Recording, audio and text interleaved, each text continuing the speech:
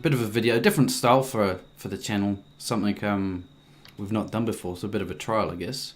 Yes. And it's something valid. I think we've both been keeping an eye on a lot over the last few years, and it just seems to be ramping up to something crazy, especially over the last few months. Yeah. I'm sure every gamer knows about it, and it's just like, I guess, the debacle with microtransactions, and for me as well, whilst it is microtransactions is one of the main drivers, I think it comes back to the developers and the publishers, their motives for their existence. Yeah. I mean, obviously everyone wants to make money, and that's the ultimate goal. Yeah. But there just seems to be now such a drive for money and just such a disregard for the customer. Yeah. It's got to the point of extreme. It's ridiculous. Yeah, it is. I always kind of feel like it goes back to that idea of having that cash cow, right? It always feels like, Blizzard had it with World of Warcraft, and I think everybody's trying to find that new cash cow. And it's like Fortnite, with all its sort of dance, microtransactions and things you can get from that, and it seems like that was the way it'd go to make money.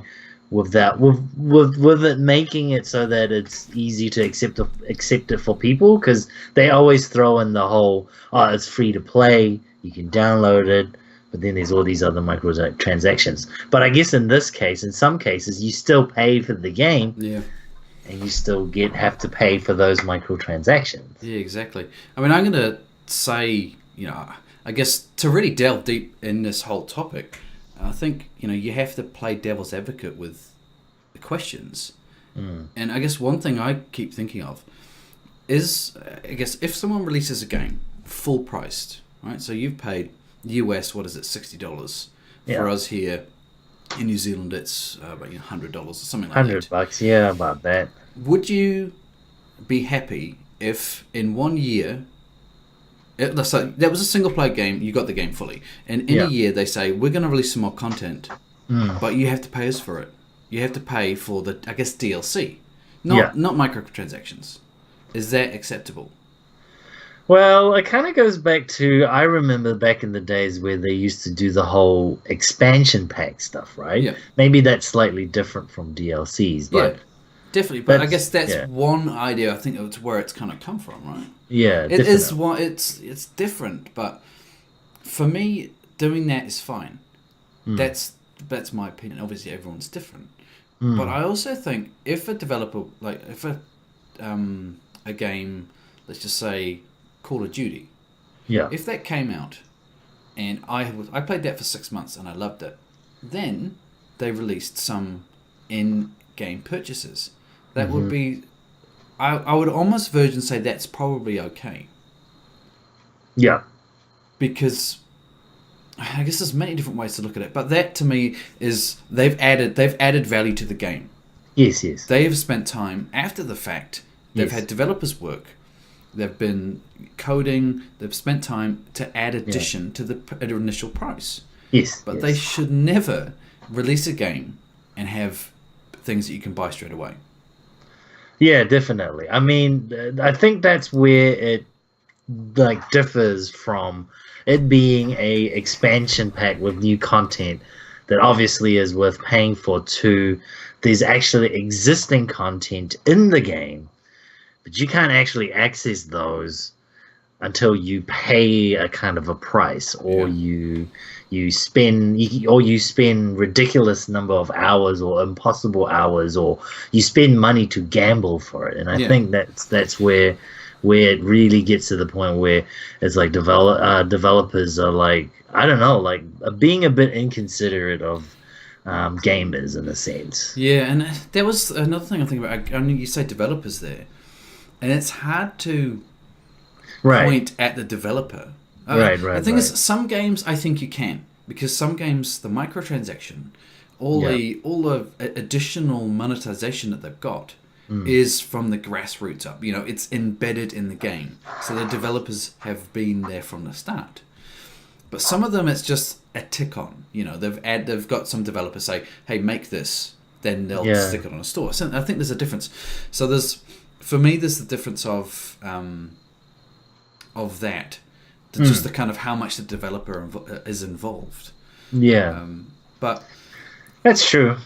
It's as well. I don't even want to touch the whole loot box gambling side of it. Right, that's another behemoth of a conversation. Because that just changed. Because I think, did you hear about the Belgium making EA take out loot boxes from FIFA? I believe it was for them. Yeah, I heard about that. So I don't think it was loot boxes because I play FIFA myself, and I almost feel like, because remember there was that thing. I think it was Activision made a patent for coding, so when you play a game, it forces you to play against the hardest player. Right. So it makes you want to do in-app purchases to be able to compete with them straight away. I have that feeling with FIFA. I know it's so anecdotal. I can never prove it, but man, I get that feeling. I've played that game for years. And recently, there's a whole another mode in there, which is the foot mode, which I'm trying to get into. And I just jumped in, and it says it will pair you against someone of equal skill. It paired me someone had the best players across the board. Oh gosh! And like it had the best of everything, and completely destroyed me. Like, was it like 8-0 or something like that? And it made me go, that I know I'm slightly skillful at this game. I gotta buy some better players. Exactly. And it's like, oh man, it just it was a bad feeling though as well. That was the thing about it.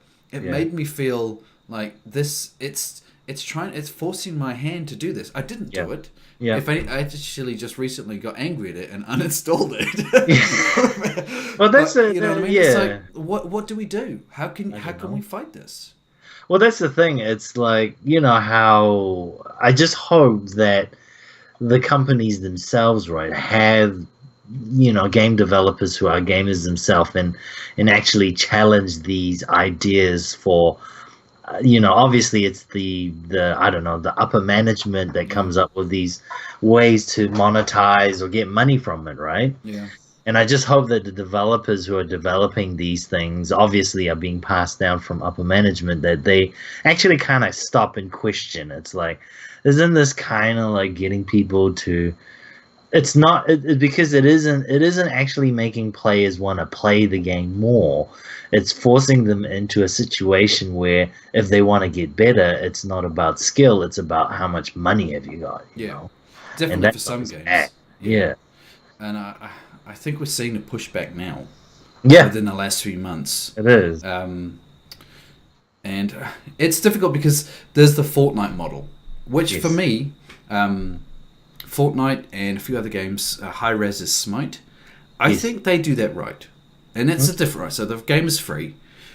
They need to monetize it somehow, and that's perfectly fine. So adding the Smite model, I don't know if you're familiar with it. So you can pay $20 and you get all the gods for free forever.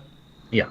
So all the actual content is there for $20. Right. Or you could drip feed them and pay, oh, I like that god, I'll buy that one. Right. Which is obviously going to end up more expensive. But then there is also the cosmetic stuff as well. Yeah. And that's very similar to Fortnite. Yes. So Fortnite got the Battle Pass, and that's kind of the same as you get 6 weeks worth of all the skins for free. Right. I see. But you can also buy additional skins as well. And I think that Battle Pass costs, about $13 or $14 New Zealand. So okay. Yeah. Is that like a monthly thing? Or it can be, but you don't have to do it. I see. And you can still earn a lot of it in-game anyway.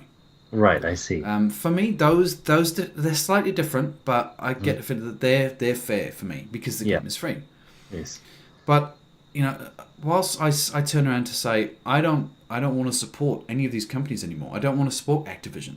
Yeah. I don't want to support EA. I don't want to support Bethesda. Bethesda's another one, right? Yeah. But in saying that, should we be cutting our nose off to spite our face? Should we stop playing these games, which a lot of them are fun, like Fallout 76? We played that together. Yes. And I had a lot of fun with that. Yes. But also the state of that game, I guess not only the microtransactions, but all the bugs and all the other issues. Yeah. Makes me not want to play it. Yeah.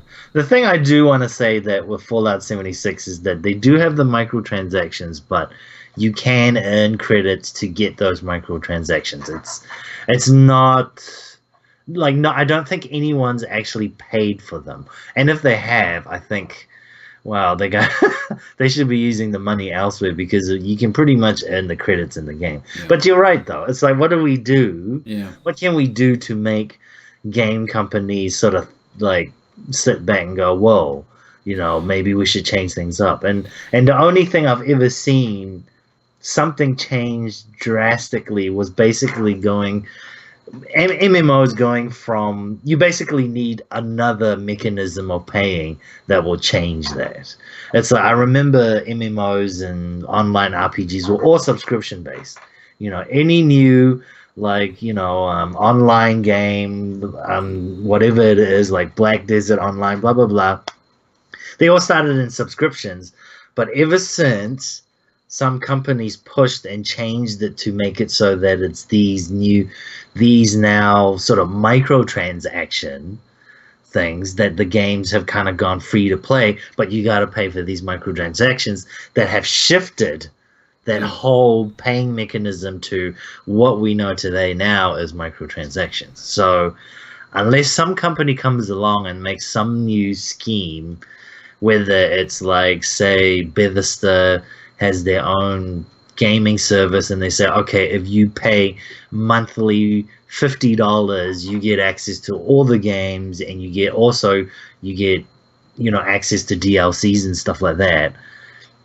I don't know. That's just an example. I don't know if that would work, if that would get enough money. But if it goes back to kind of like a PlayStation Network subscription base, but you get to play all games and you get access to all the DLCs and stuff, then only something as drastic as that would change this current system, I feel. Yeah. I know. For example, I mean, that's something, right? I think you're right.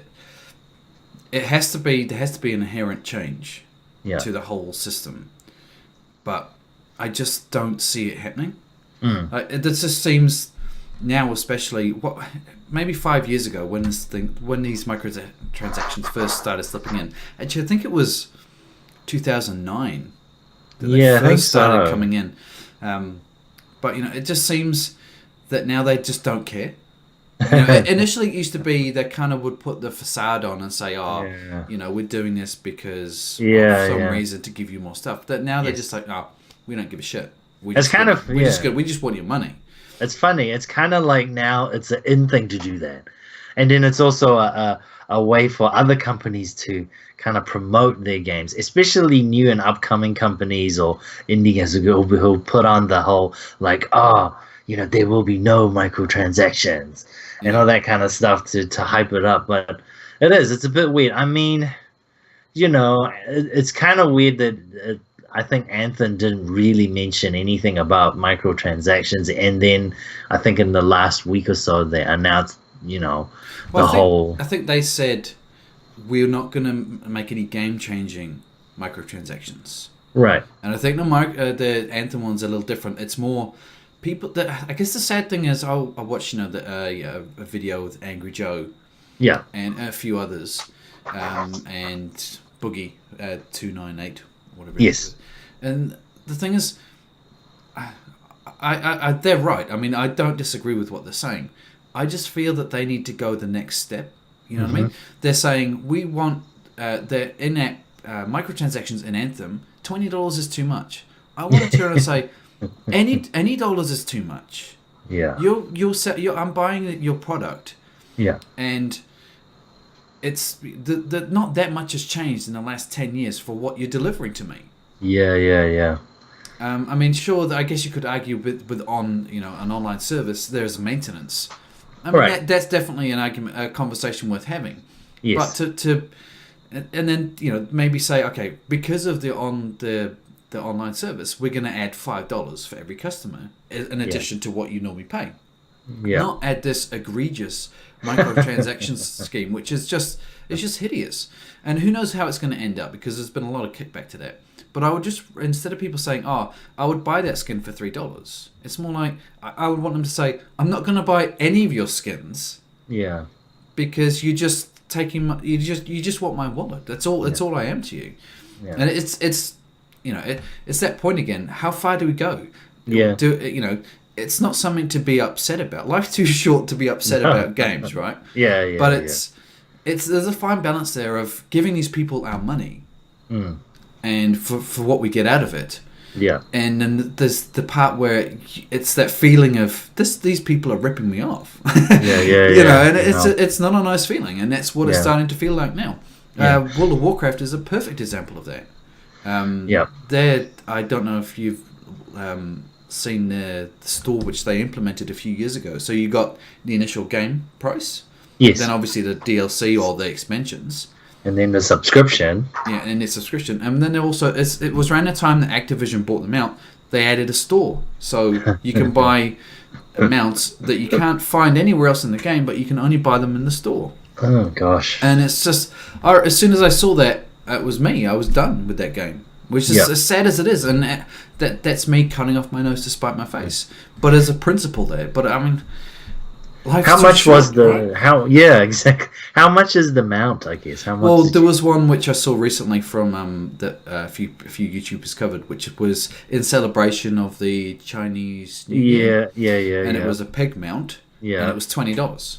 Jesus. Exactly. It's oh my gosh. How far does this go? I get what you mean. It's like it's like if it was like a dollar or two. That's fine, right? It's I guess that's the thing, right? I mean, that's what everyone's saying. $1 or $2 is fine. For me, it's not. I don't think we should be paying. But then I guess it's tricky because with World of Warcraft, all those games that have been around for so long, that's someone that has additionally gone in there and made that mount. Yeah. But in saying that, whoever's left playing that game is paying a subscription. So surely that subscription covers for the work that they do, but. Well, that's always been the idea, right? Yeah, that's always been, and the expansion pay is what is covered for those work-ins. Exactly. Right. It's just so tricky, and I guess that's why I wanted to do this video. Yeah, and you can't really, I think some people are probably going to disagree with this, is that you can't really justify it by, $20 is about how much a developer or an asset artist, a developer, would spend on that. But that's not $20. That's not $20 one off. That's $20 of 7 million or like a few million subscribers who would potentially buy that now. So the amount they earn for the amount of time it takes to develop just the amount is ridiculous. It's beyond how much they earn. It's not like, even making it just $1 each, that's $1 million if it was 1 million subscribers just getting that mount, which they spent probably a month to do. Yeah. Yeah. And that's the thing too. I mean, whilst I'd hate to say it, it's obvious, right? A lower price for anything is better for the consumer. It's better for us if it's lower. I still don't like the idea. But you're right, and I don't know why people don't do it more often. Yeah. The concept of having a game which is, or a microtransaction, or something which is a dollar or two, it's going to increase the amount that people want to buy that. Yeah. $20, people are like, oh no. But if you have for $1 or $2, you're going to get the amount of people that buy it will be so much vastly bigger. Yeah. But anyway, do you think it goes back to that psychology or that idea of, how when there was that whole floods in I think it was in Taiwan for the hard drives, and before then the prices of hard drives were really affordable, right? They were good, decent price. Then the flood came in and prices of hard drives went all the way up, and then they came back to normal, and they still stayed at those high, ridiculous prices. And I think this is kind of like a little bit like that, because people are now okay with spending that $20. Yeah. And it's going to keep going, and I have a feeling game companies are just going to, push a little bit more. Might be 25 next time, might be 30. That's so right. You're going to be paying a full game for it, and people are still going to be like, it's okay. I get my money's worth out of it. Well, there's no loyalty anymore. No, there isn't. No. When I first was into gaming, you got I guess probably in the last 10 years, you'd buy a game, and it would feel like the developer has put love in that game. Oh yeah. But now I only get that feeling from small indie games. Yes. No longer big games. It just feels like they're cash cows. They're just it's after my money. They're after my money. That's all it is. They don't it's care. all about the money. But in saying that, I mean, it's a big company that employs hundreds, if not thousands, of people. These companies, they need money, but where's the fine line? There is a line here, and I think they've crossed it. They've well crossed it. Yeah, definitely. I guess for me, I mean, this video's been going on for quite a while now, but I guess the end point for me I mean, correct me if you think I'm wrong, but the only thing that I think we can do is, once again, I don't want to cut. I'm not telling people what to do, but my way to perceive it and how to go forward is, I will avoid at all costs paying any of those big companies money. But if there is a game that my friends are playing, or I want to play, I'll pay it, but I'll avoid giving them any microtransactions. Yeah. So I will still pay and play these games, but I'll tend towards trying to get indie games first. Yes. Like the example of when we wanted to play Call of Duty recently, we got recommended to play that new one. Yeah. And we said, oh no, hold on, what about Insurgency 2? Insurgency Sandstorm.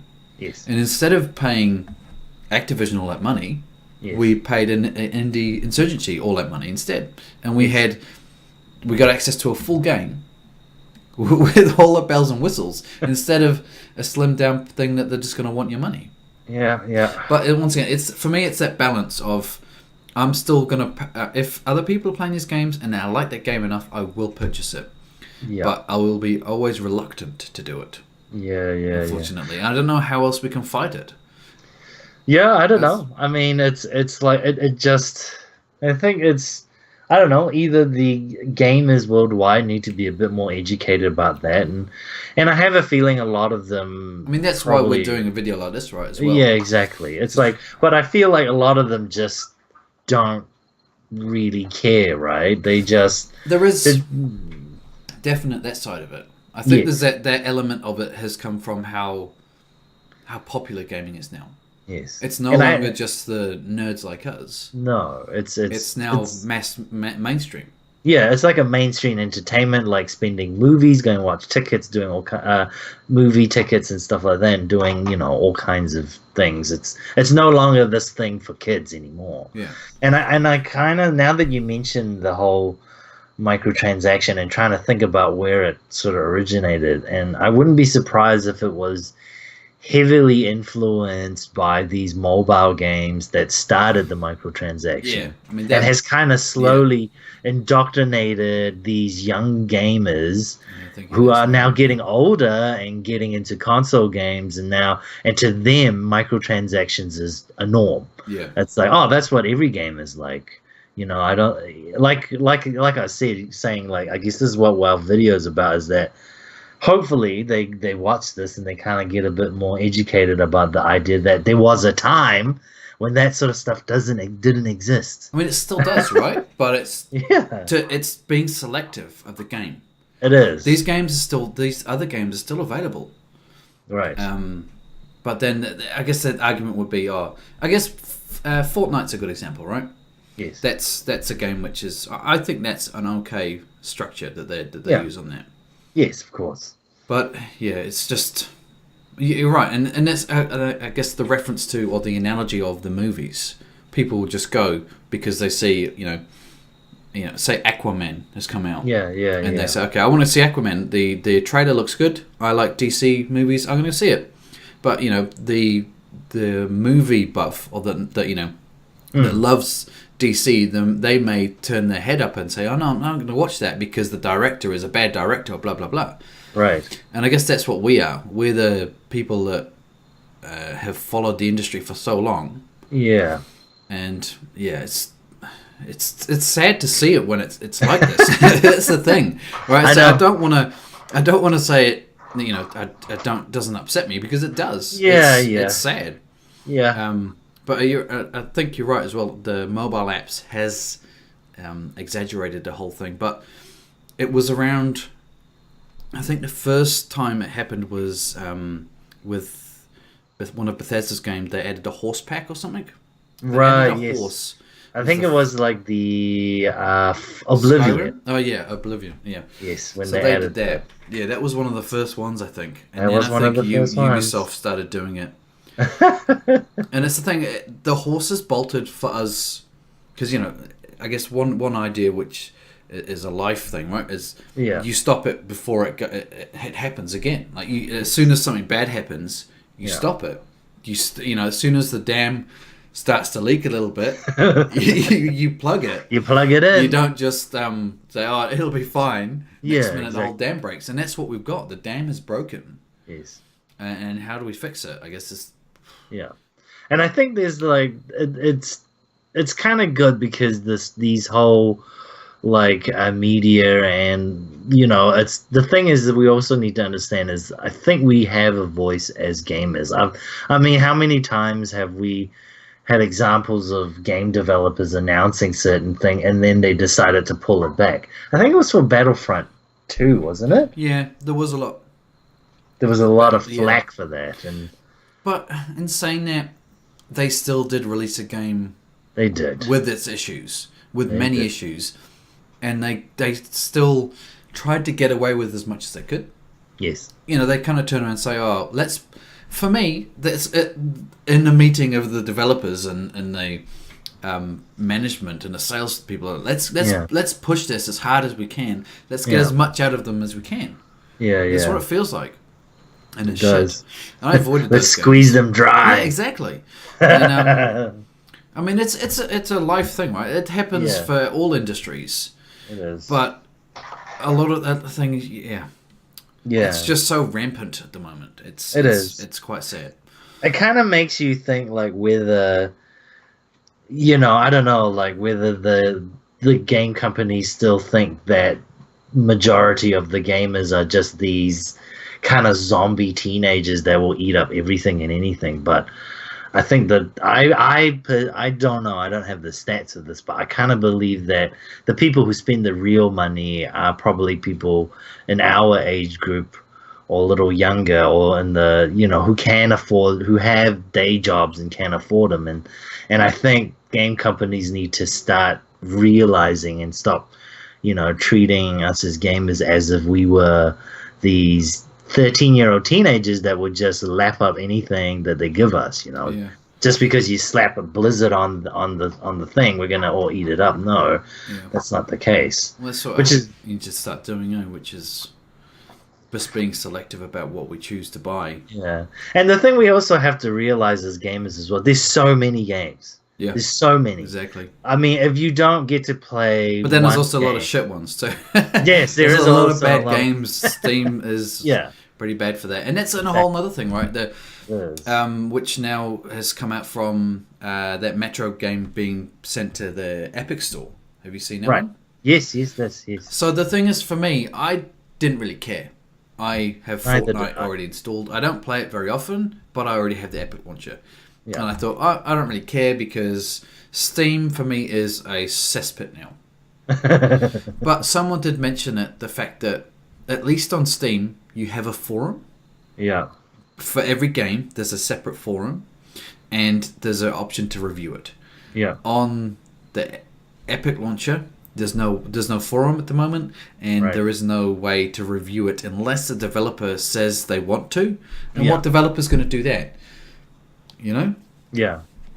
I think it's those, you know, adult-rated hentai games. Ever since they started, you know, putting those on. They're the good games you need to buy. But yeah, it's I don't know. I think it's healthy competition to have more definitely stuff like that. It is, but it's also Steam's kind of monopolizing the whole thing, aren't they? It is the big bad guy, but also it's the devil you know. Yes. Which I think is the thing with Steam. Where occasionally you want to sleep with the devil, knowing that it's bad. Yeah. But you know the result. You know what's going to happen. Yeah, you know. And now we have all these other companies jumping in, and it's just like good. It is good for the competition, but it's also it could turn out bad because all of a sudden we can't review games anymore, and we can't. Right. Well, you can obviously review them on YouTube, but you can't post them on the game and give them a score. Right. And give them a score. So then it's just it could be negative, but that is yet to be seen. Yeah. I don't see a harm into adding some kind of comment level thing, but I mean, you might run the risk of it being like Steam, right? Where it ends up just kind of being bombarded with stuff. Yeah, that's right. They need to get it right, but in saying that, they need something because Yeah. The thing is with Steam, right? There's the negative kind of troll side to that where games, for some reason, might get hit with thumbs down hard for a particular reason. I guess the example is that Metro game now. Everyone's angry that it's been sent to the Epic launcher. Yes. So now they're thumbing down all the other Metro games. Well, that's a bit... Yeah, I mean, it's strange, isn't it? I mean, that's... there's a whole other conversation there. That's right. It doesn't have anything to do with those games, but exactly. But it doesn't even have anything to do with the game itself at all. If you're just thumbing down because a company decided to do something else. Yeah, but I guess that's the thing. People feel they have no voice. So that's the result. But anyway, I guess for me, I think we've probably gone on long enough about this. I mean, we could probably talk about it all night, but I think I put my point of view across. Did you want to add anything, or I guess final thing you want to say about this topic?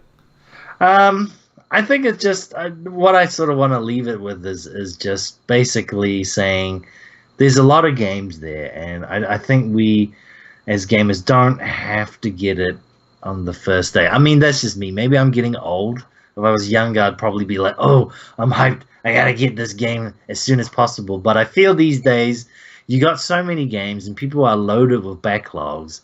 There's nothing wrong with going back and playing things you already have. So, it's like it means that we have a choice to choose games. We don't necessarily have to follow the hype or get it on day one sort of thing. And pre-purchasing is bad. Yeah, pre-purchasing is bad. Yeah, I used to do that because it used to actually be exclusive. Yeah. Now it's just a way to get you to spend double the amount of money that you already have, right? And also just the fact that I myself have been burnt so many times by pre-purchasing.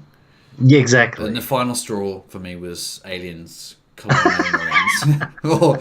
Or the aliens colonic irrigation, as we refer to it. Exactly. But that chest burst out of your chest and didn't leave a free. It's I think it's pretty much the same as what I was saying, right? That and I think we can choose, we can be careful. Exactly. But in saying that, once again, I still think if you really want to play a game that your mates are playing, don't. You just get it. Life's too short to do something like that. But we do have to make a stand, but being reasonable about it, I guess. That's right. Okay, we'll leave it here. So thanks for watching. I hope you enjoyed this little podcast that we're trying out here. Leave some feedback below, subscribe for future content, and from us here at Downtime Distraction, we'll see you next time.